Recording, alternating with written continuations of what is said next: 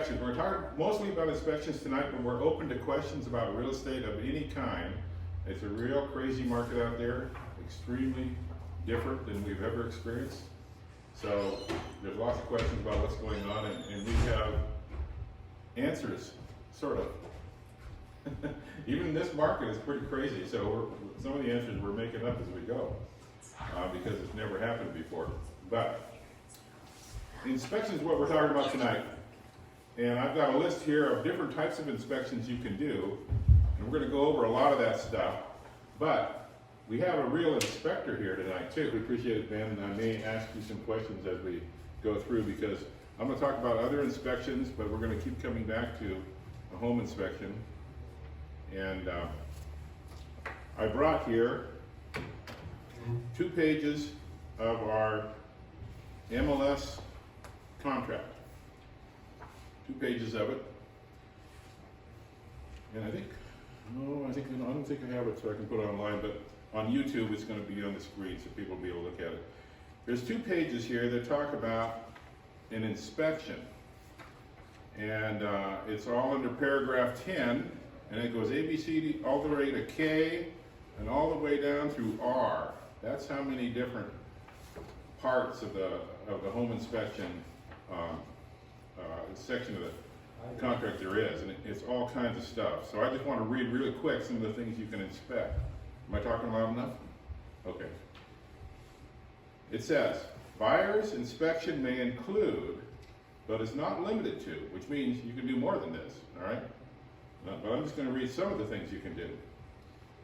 Square footage, lease agreements, school zones, plumbing, sewer and septic inspection, well, the quantity and the quality, heating, appliances, insulation, electrical, roof, soils, drainage, foundation, mechanical system, lot corners and boundaries, code compliance, past or present environmental standards, such as asbestos, mold, illegal drug or substance manufacturing, including meth labs, urea formaldehyde, radon gas, waste disposal sites, underground tanks, water contamination, and other substances. And that's just part of it. And then it keeps going from there. So these are the inspection can be huge. And I think a lot of buyers move into a property without even thinking about a lot of this stuff. You really should think about a lot of it. So I'm going to talk about just a few more, and I brought some, I think, with me that I can put on the screen. Well, it won't make any difference because most people are Facebook Live. One of the things you should look at is an Asbuilt survey. An Asbuilt survey. I brought a copy of one here, and I'll put it up. I'm going to talk about this. I took some of the marks out of here, so hopefully you can't tell which one it is. Yes? Just for the sake of, for people who may not know what an as-built is, what is different from an as-built than just a regular survey? Oh, that's a good point. Okay, so a survey of a lot just finds the lot corners and the boundary lines, and that's all it really shows. It shows the lot corners and the boundary lines. An as-built survey shows where those are. It may not even locate every corner. That's not the important part. The important part is where are the improvements on the property compared to where those lines and corners are, and compared to where they are. There are a lot of things you need to look for when you look at an as-built survey. You want to know, are the structures too close to the lot lines? There's certain rules on how far you can be from the lot line, the front lot line, the side lot lines. How close can you be to a public use easement? How close can you be to a water body? All those things are going to be on an as-built survey. It's also going to show where your well and your septic are, if you have both of those. And they have to be a certain distance from each other, as well as a certain distance. The septic has to be 100 feet from the water, and the septic and well have to be 100 feet from each other. 100 feet from the water, Jay, you remember? Yeah. 100 feet? Okay. The building has to be 75 feet from the water. And they also have to be 100 feet from other neighbors' wells or septic. So you can be close to your neighbor's well with your well, and you can be close to your neighbor's septic with your septic, but you can't be close to your neighbor's septic with your well. You have to be 100 feet away from it. So all those things are important to look at. And you'd be amazed at how many things show up on a Asbuilt survey. This particular Asbuilt survey has a body of water on it. There's a lake there. But the interesting thing about this one is, when they did the Asbuilt, they found out, oh, our neighbor built his septic and his fence on our property. Oh, we kind of wondered why they were so close, but now we know. So how are we going to fix that, right? You have to fix that somehow. You have to do something about it. Your new buyer is not going to be happy unless you fix it. That's an Asbuilt survey. You always should look at those. You should test the septic and the well. You need to find out something about both of those. If your septic is more than, what, even 5 years old, but 10 years old, 15 years old, you have to start wondering, how old is it? If it's 25 years old, you really have to start worrying. And if it's 30 years old, like one I just looked at yesterday, it's more than 30 years old, and we're saying, well, what are the chances of this even going to pass? It's really old. You really should check those, and it's going to cost you money. Any additions you guys have to those things? I got more to go on here in a bit. Did you guys talk about how accurate an Asbuilt is? Oh, no, why don't you bring up some things, yeah. Yeah, so how accurate is a Asbuilt? Well, it depends on what you're going to do. It's accurate enough unless they get nervous about something. If you see a plus or minus by a number, it says 20 feet plus or minus, well, it's 20 feet plus or minus. It's not 20 feet, probably. Okay? But if you have one that is too close to the lot line, or your neighbor's over the lot line, you better have it accurate. Okay? Then the surveyor has to really get down and find out exactly how far. And this particular one that I'm showing is accurate. You won't see any plus or minus signs on this one, because they have to figure this one out. But sometimes they're not perfectly accurate. I had more than one where we said, hey, is that lake really only 74.5 feet from the house, or is it 75 feet from the house? That makes a big difference. So you have to figure out how is that measured.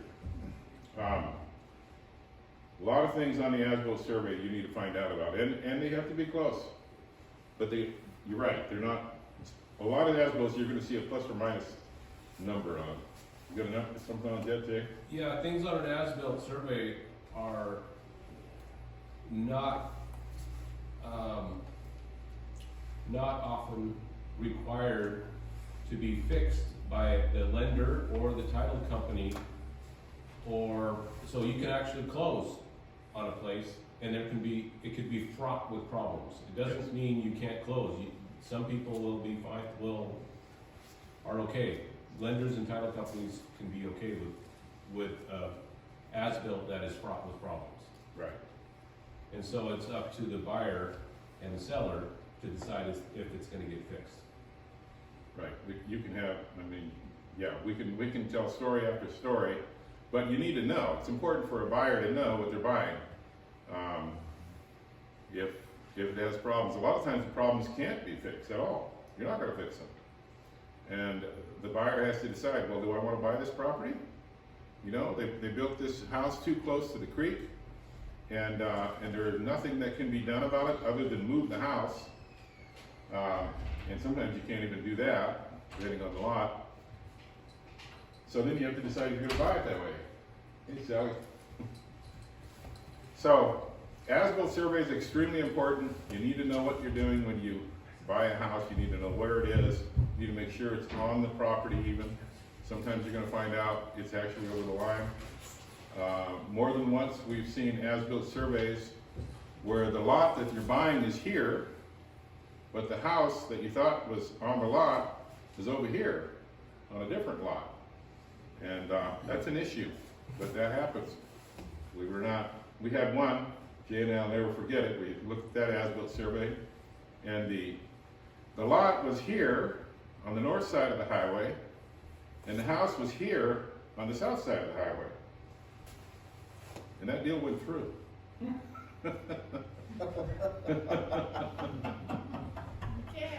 Yeah, that's amazing.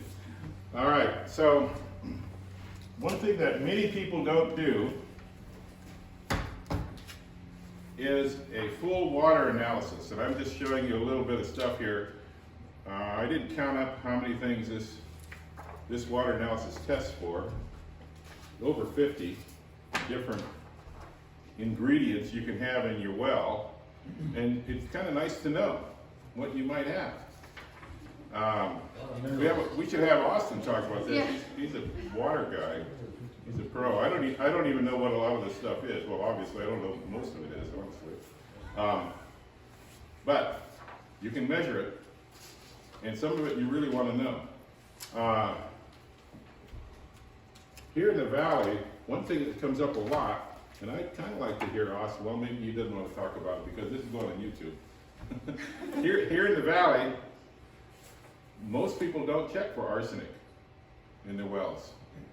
Most people don't, but we have arsenic in a lot of wells here in the valley. And you can fix it. You can do something to reverse osmosis system or something. If you know you have it, you probably would do something about it. And there's expensive ways to do it. And there's much less expensive ways to do it. But you want to guess, Jay, how many wells, what percentage of wells probably have arsenic in the valley? 25% maybe, 20? Yeah, probably. But probably what, 1% of the wells are actually tested for it? Yeah, if that. Yeah. We just find out when we test for it, we go, wow, there's arsenic. You know, we find it a lot more than we expect. But there's quite a few places have arsenic in the water. What does this full analysis cost for the water? What, $300 or so? Okay, and that gives you all the details. 300, maybe 350. It's always going up, so I don't know what the current Right. cost is. I actually have several test kits in my office that will make it cheaper if you use one of those. But Yeah, yeah, it's But doable. it's nice to do. The first house I had here in the valley, our well was 39 feet deep, and I was always worried about it. And I had it tested twice while I lived there, and it was great water, 39 feet down. Yeah, we had great water. But you know, some of these wells that are 300 feet deep, you might be surprised what you're pulling out of a 300-foot deep hole. It's good to test it. At least you know what you're drinking. We think our well water is great. I should really test the water in the office. I think it tastes great, but maybe there's a reason why it tasted good. Okay, so I wanted to talk a little bit more about mold. Yep, comment here. Oh, what? You have something to say? Go ahead. Say one of the reasons you'll find arsenic in this area is arsenic is typically found toward the base and downward from mountain ranges because it's found in a variety of rocks that are typically found in mountains. So that's why you'll find a little bit in this Oh, area. really? What are some of the other really common problems around here, Austin? That I've seen without looking at Yeah. analysis, you have iron bacteria, manganese, and sulfur, or organics. It's one of the two. That's what causes your smell. And methane. Yeah. And what? Methane. Methane, right? Yeah. There are wells here in the valley that. That would be the deeper wells, I would think. Yeah, I don't know. They pull up enough methane that you could probably heat your house with them. There was a house that was a foreclosure Yeah. way back during the foreclosure days, and all the realtors had fun with it. You could run the water in the sink for just a little while, and then toss a match in there, and it would go poof. So, Wow. yeah.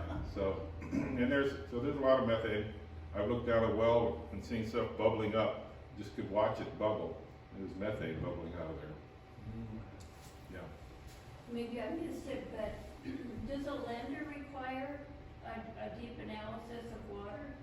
Or would it be the buyer? The buyer is the one who should decide what, most of the inspections are usually done by a buyer. You'd be surprised that lenders typically don't require anything unless it's a specific type of loan. A really development loan may require it. A VA loan may require at least a basic water test, like testing for bacteria.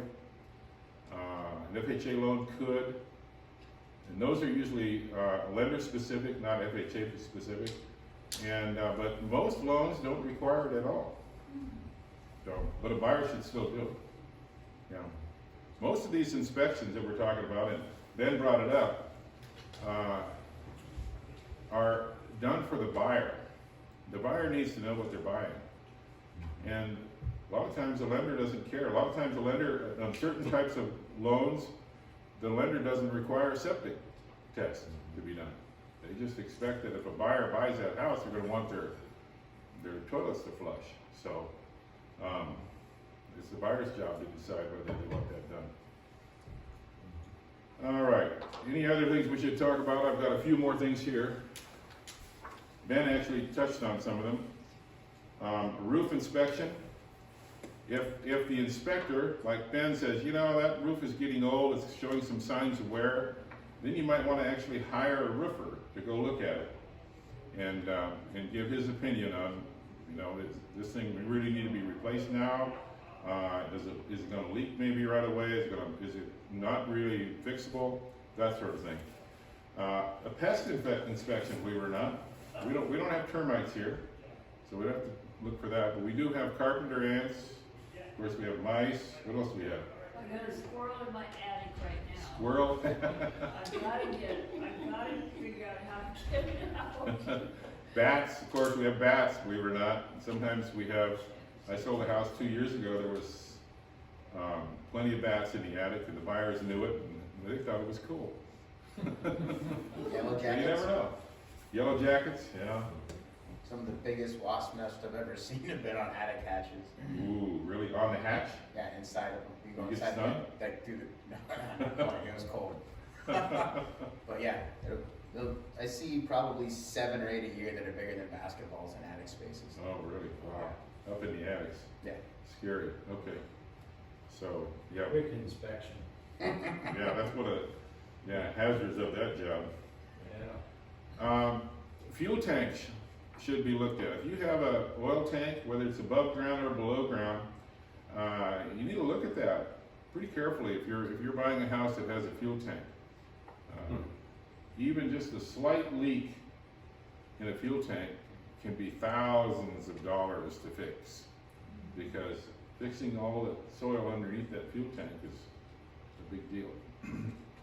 So you check those. If you see a pipe sticking out of the ground somewhere around the house, you should ask, what's that for? Where did that come from? What's under it?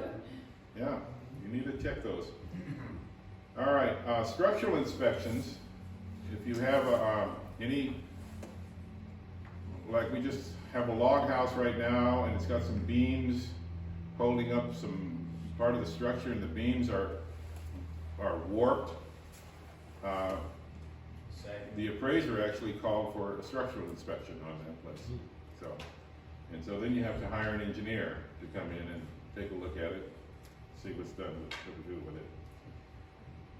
Radon. Oh yeah, radon inspection. Do you do radon inspections? I don't. I'm trained in it though. Yeah, okay. Radon. What in the world is radon? I don't think I've ever seen radon. No. Radon is an invisible gas that they say is the second leading cause of lung cancer.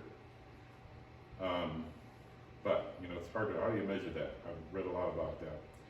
One thing you'll find out, if you do a radon test, it takes about 3 days, and you're not supposed to open too many windows and that sort of thing. And to find out if there's too much radon in your house, you need to mitigate it. It's not that hard to do. But you'll find more radon in the wintertime than you will in the summertime, because the frozen ground kind of funnels the radon to the unfrozen ground right underneath all the houses.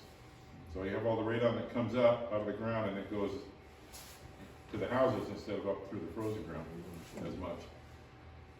Just an interesting thing. There's other things you can check for, and I think that's enough unless you guys have anything to add. Radon fluctuates with the barometric pressure as weather systems move through. So if there's more pressure, there will be less radon coming out of the ground. I think it's the opposite. The other Pressure makes it come out, really? I think. Um, And you can't smell no, No, can't see it, can't smell it. I had a radon test at a house in Palmer that was about 8 times over the recommended, in quotes, limit. And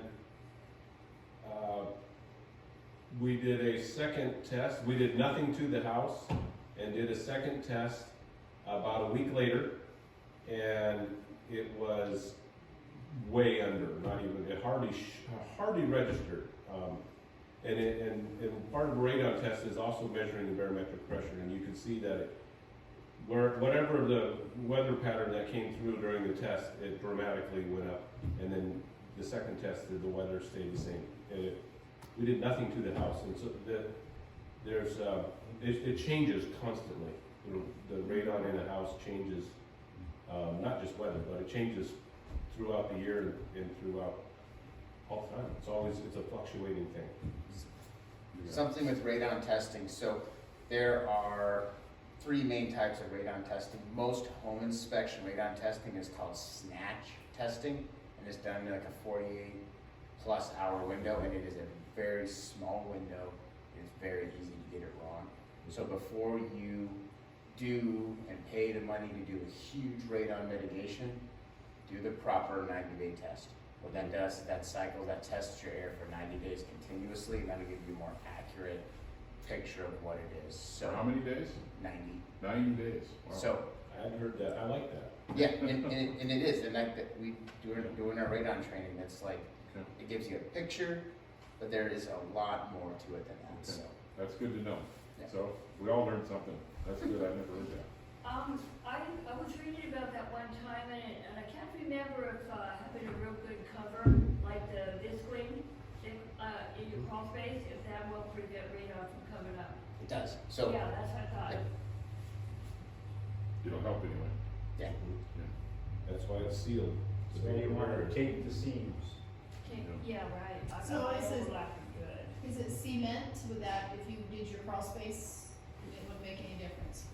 Unless you put visqueen under it. Yeah. So a proper radon mitigation is it's actually 10 mil poly sealed, and they put it under negative air pressure. So it's a very low flow I see. fan that vents it out, so it controls that space. Because like it'll come through cracks, like so yeah, just a concrete pad. It'll come up through a monolithic slab on grade foundation.